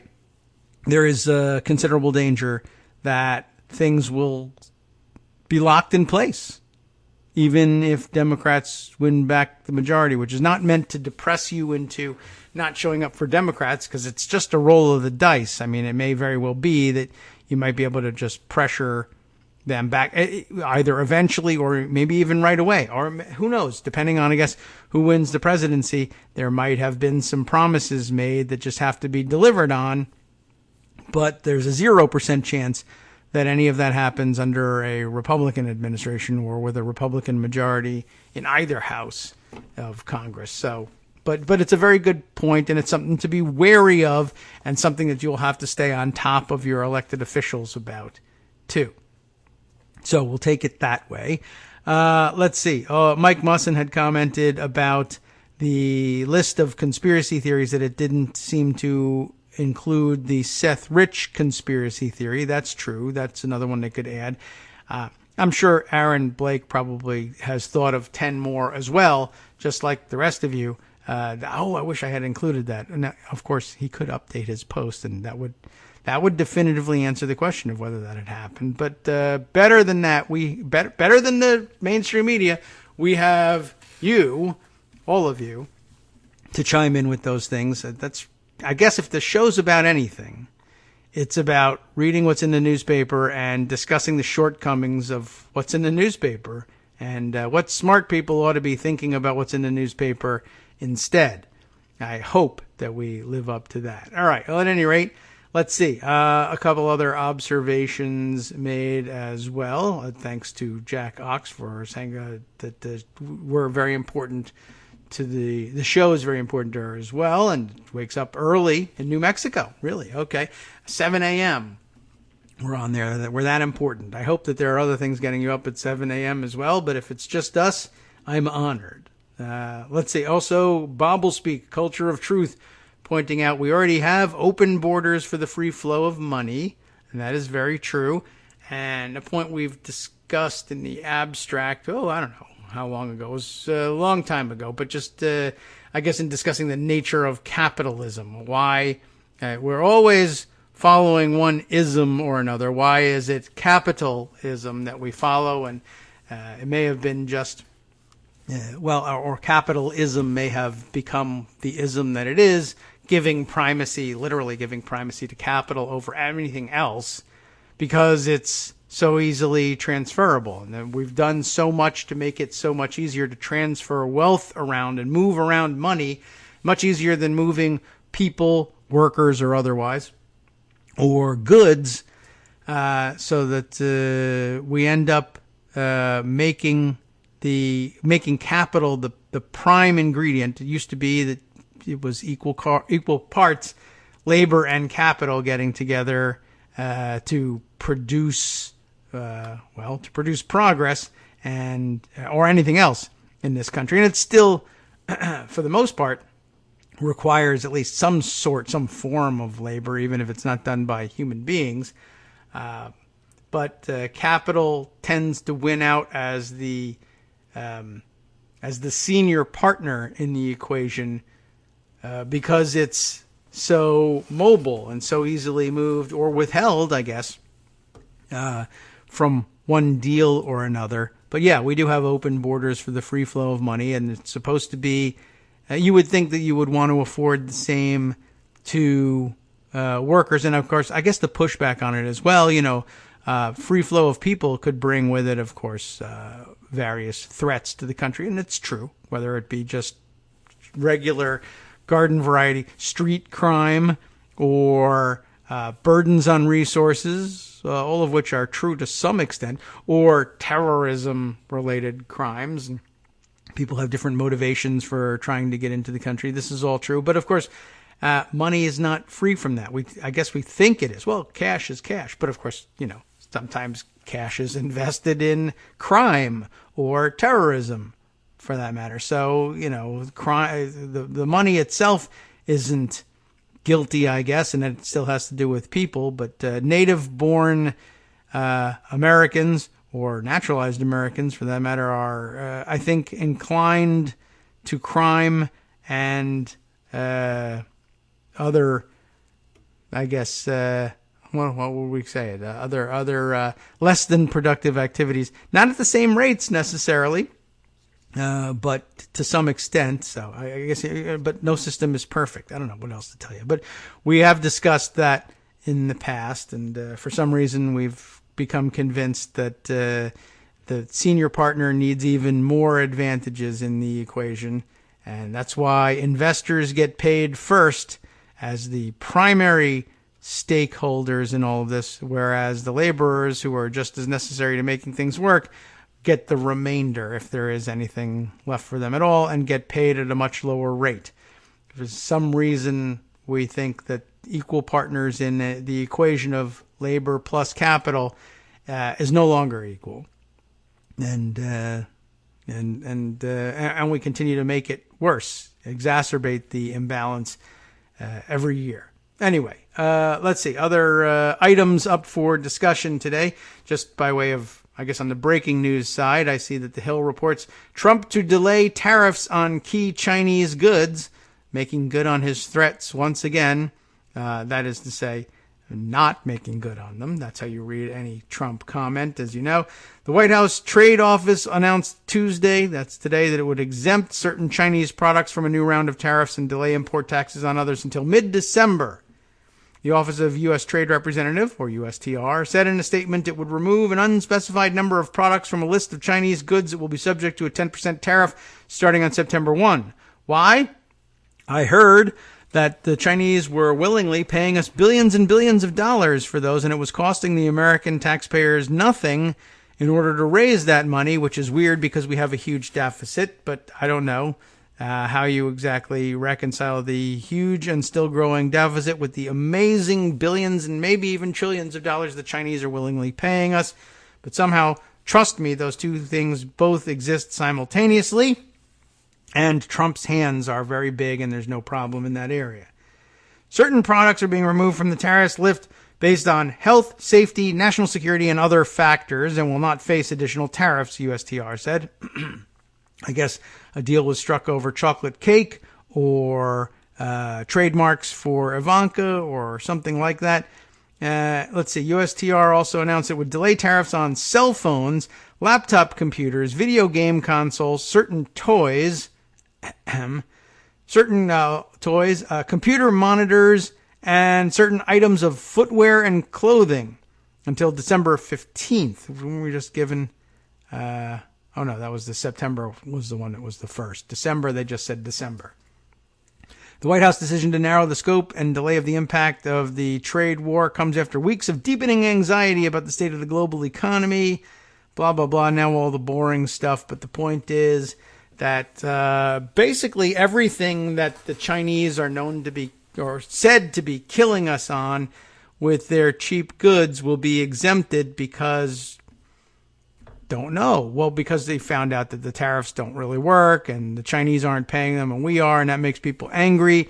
And I don't know what. Maybe although they say they're going to wait and do this in December 15th, they might delay that again until after Christmas so everyone can buy these things on the cheap, and then the price goes up after that. I don't know. So it's not an admission. He won't admit that it's an admission that these things don't work, but there it is in the background. So you know. And you know what's happening. All right. Let's see. I wanted to shift gears a little bit to go to a piece from a couple of days ago that Greg Sargent was talking about. When he was tweeting about it, he said, Homeland Security officials have felt they can't bring up topics like domestic terrorism and white supremacist violence with Trump because he's not interested in such concerns and views them as illegitimate, I guess. He includes the New York Times piece on the subject entitled Inside the Government, Addressing Domestic Terrorism Has Been Fraught. Usually fraught with something, but it's just fraught. Here, Katie Brenner reports from Sunday, noting in the beginning here, should we go through the whole thing or what? Let's see. Not long after Barack Obama took office in 2009, a Homeland Security Department analyst produced a report presciently predicting that the deep economic downturn, the rise of social media, and the election of the first black president would combine to make race-driven extremism a growing and serious threat to national security. They were right, of course. But when the report was made public, it ignited a storm of protest, mostly from the right. And look at this. This is, the rise of the guy we were just talking about a few minutes ago, Mike Pompeo, then a Republican congressman from Kansas and now Secretary of State, in between director of the CIA, said focusing on domestic terrorism was a dangerous undertaking born of political correctness that denied the threat that radical Islamic terrorism poses. It doesn't. It just says there's another source.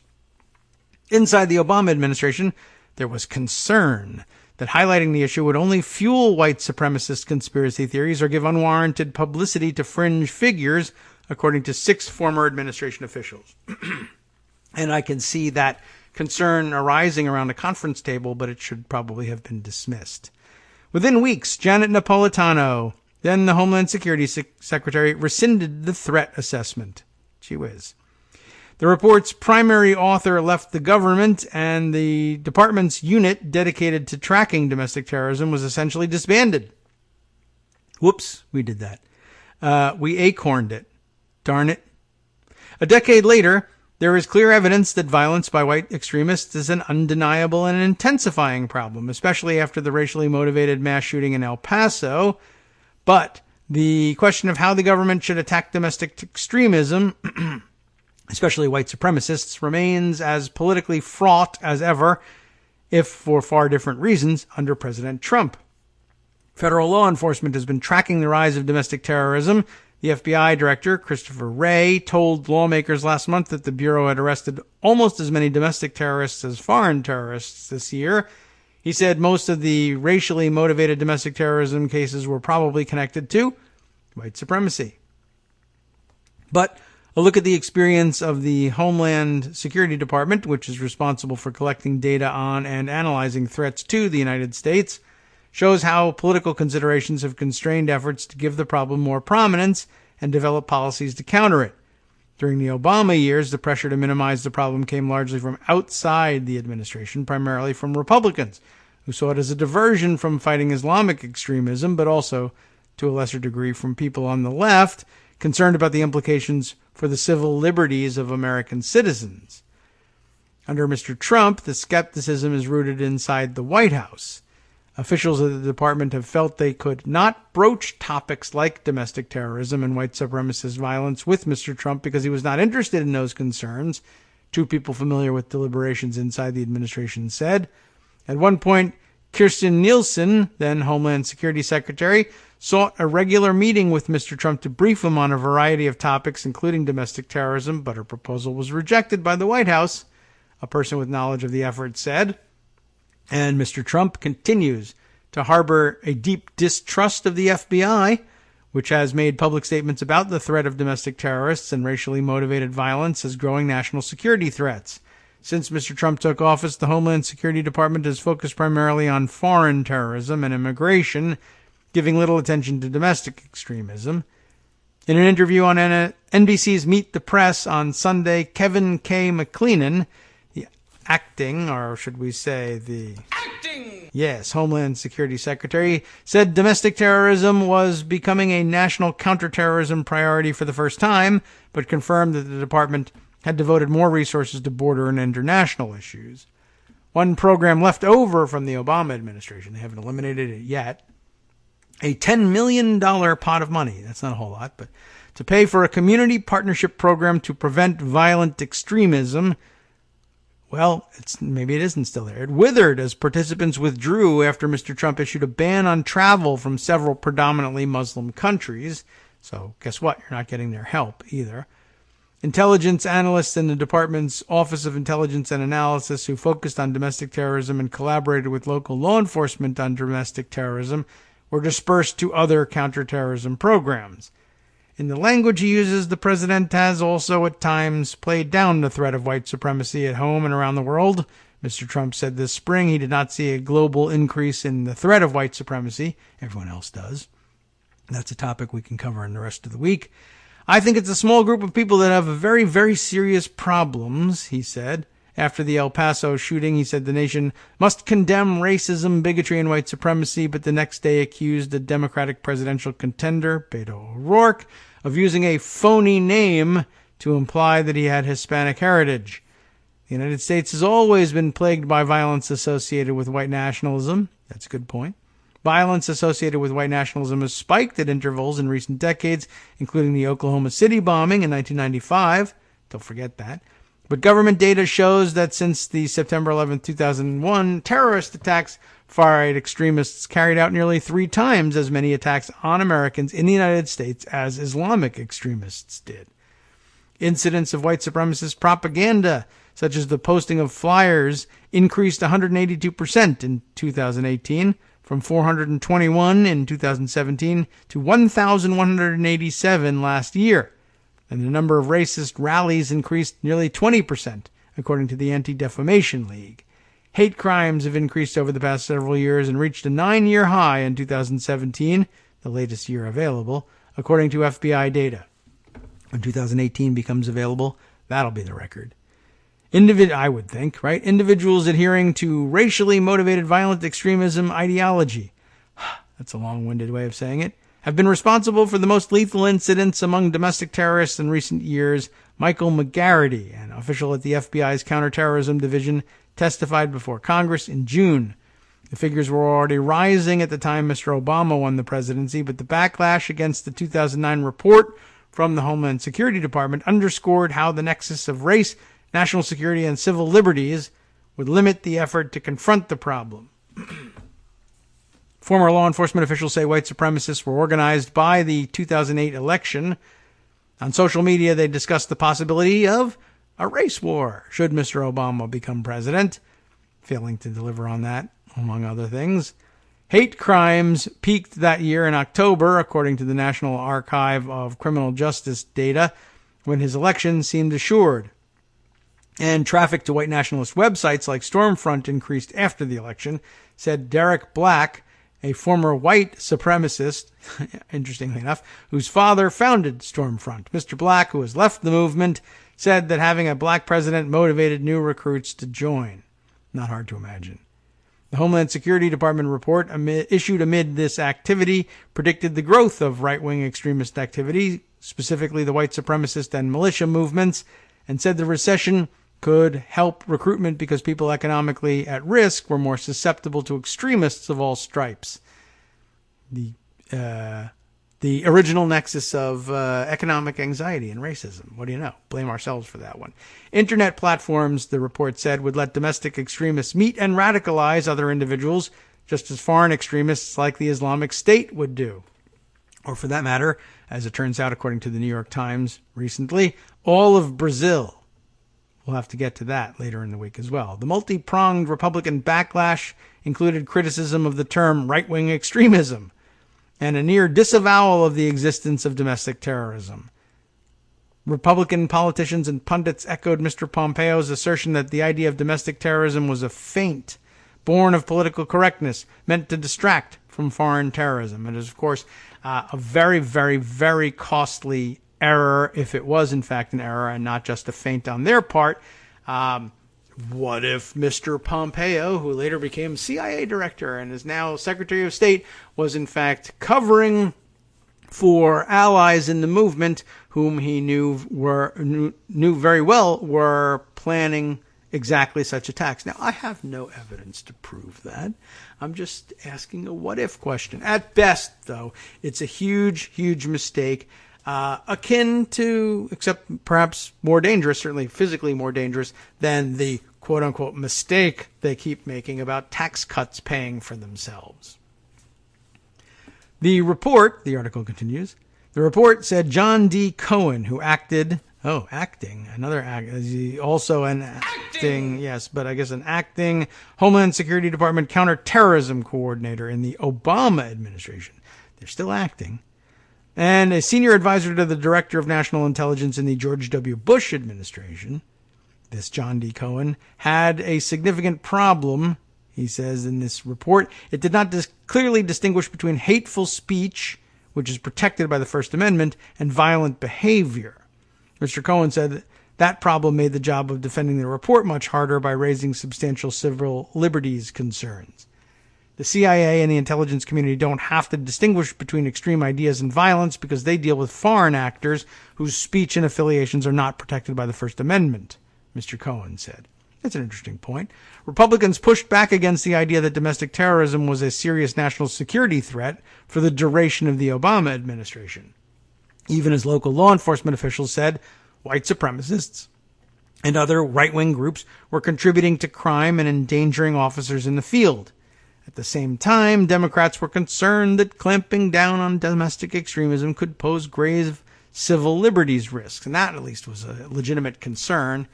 Not like the, I guess there's also concern that it was hinted at before, but I guess it's not yet discussed. Just plain acorning this report to death because hand-wringing. But at least civil liberties is a legitimate concern. The Obama administration's plan to work with community groups to identify signs of radicalization was seen with some skepticism, even inside some corners of the Justice Department at the time, because it could smack of inappropriate surveillance according to a former Justice Department official. The criticism from the right and qualms from the left meant there was no strong constituency pushing to address policy toward domestic terrorism more effectively, people involved in the issue during the Obama years said. The public criticism did at times limit our ability to get the message out, said George Selim, the former director of the Office of Community Partnerships at the Homeland Security Department, which oversees the counter-radicalization program. He left in 2017. Rather than pursuing a big public strategy, the Obama administration, quote, did a lot of good and often quiet work in this arena, said Ned Price, former CIA official and member of Mr. Obama's National Security Council staff. By 2016, after much quiet lobbying, the Homeland Security Department obtained the $10 million in funding from Congress for the Community Partnership Program, seeing it as a step toward preventing radicalization. Mr. Trump's 2016 election and his early efforts to implement the travel ban and build the wall along the southern border upended the program. For those already wary of the government, it was the worst fear come true for organizations we spent literally years building trust with, Mr. Selim said. Participants in the program withdrew. The White House rejected the previous administration's decision to counter violent extremism broadly and instead focused primarily on foreign terrorism, limiting references to domestic extremism in its national counterterrorism strategy. People involved in the issue said Republicans who are willing now to acknowledge a growing threat from domestic terrorism and white supremacy still face a difficult political challenge in navigating issues of race and identity, especially given their party's heavy reliance under Mr. Trump on white voters. And their efforts would run up against Mr. Trump's own focus on the threat from foreigners and immigrants. At a recent hearing, Representative Jamie Raskin, a Maryland Democrat who is chairman of the House Oversight Committee's subcommittee with jurisdiction over Homeland Security, told officials with the Homeland Security Department that, quote, we could not find that it had any comprehensive strategy to address white supremacist violence. The department, Mr. Raskin said in an interview, responded that it would work on it and brief us at the end of the summer. That's kind of now, but in September for them. The department did not respond to requests for comment at this point. So we'll all have to wait until Congress gets back in session in September, at which point they'll delay the hearings for a little while, and then maybe eventually we'll hear about these things. All right. Just sweeping through the rest of the Twitter feed here to see what other ideas we might be able to bring up within the time that we've got left before it is time to hand things over to Justice Putnam for the West Coast Cookbook and Speakeasy coming up next. All right, well, let's see. There was the tweet from Greg earlier today pointing out that it would be wise for us not to let the Republicans rewrite history, featuring a string of tweets from John Harwood saying that the part of D.C. with all the power at the time wanted its taxes cut and insisted this wouldn't happen. What is this? It is, of course, the collapse of revenues to the Treasury and the increase in the deficit. They, of course, promised that it would pay for itself. And once again, as we said, it would not. He highlights this by including an old tweet from Jeb Bush saying revenue up 3%, spending up 8%. Oh, maybe it's a current tweet. Spending up 8% equals a deficit of $897 billion in 10 months. D.C. doesn't care. And that's, of course, because it's old news to them now that these things don't pay for themselves and they don't care anymore. He went on to say, in this context, D.C. doesn't care is an evasion of accountability. There was a big debate, a very specific part of D.C. The Trump White House and congressional GOP claimed the tax cut would pay for itself through higher growth. The Treasury Secretary even said it would reduce the U.S. debt. And, of course, the opposite has been true. That guy should be fired from his job as treasurer. Other specific parts of D.C., congressional Democrats and the entire economics profession said that it wasn't true, that the deficit would go way up. Journalists, with their eyes open, reported it. The side that was wrong about this had the votes. The side that was right did not. And here we are.